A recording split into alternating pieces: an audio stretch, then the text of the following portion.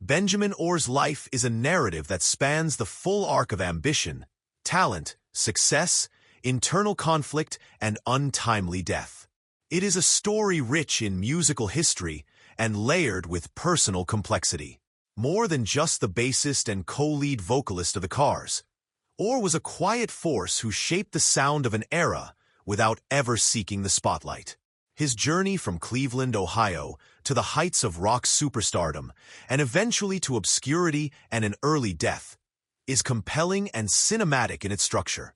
It's a story that hasn't been told in full, and it's time. Orr was born Benjamin Orzechowski in 1947. As a teenager, he was already performing on television and touring regionally, long before forming the Cars.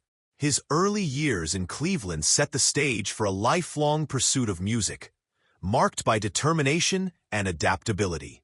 Unlike many frontmen of his time, Orr was not brash or attention-seeking.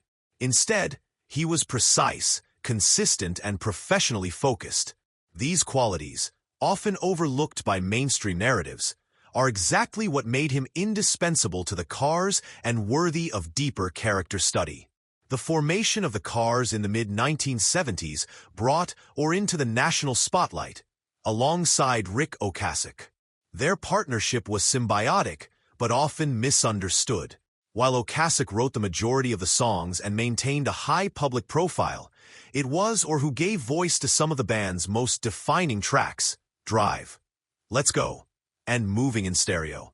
His vocal performance on Drive remains one of the most iconic in 1980s rock, and yet he never capitalized on that visibility.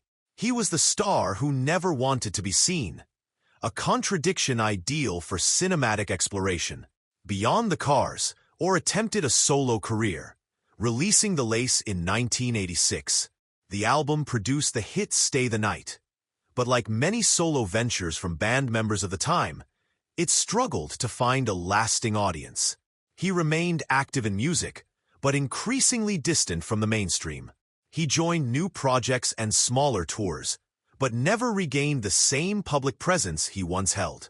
A film could delve into these quieter years, not as an afterthought, but as the core of who he was, a man committed to music regardless of recognition.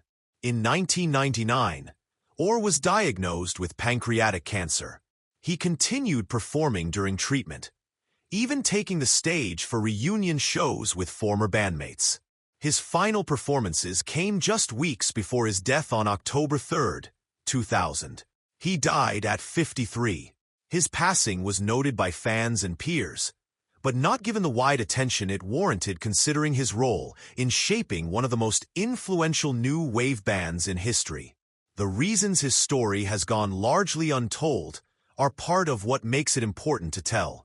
Unlike many of his contemporaries, Orr wasn't surrounded by scandal or tabloid controversy.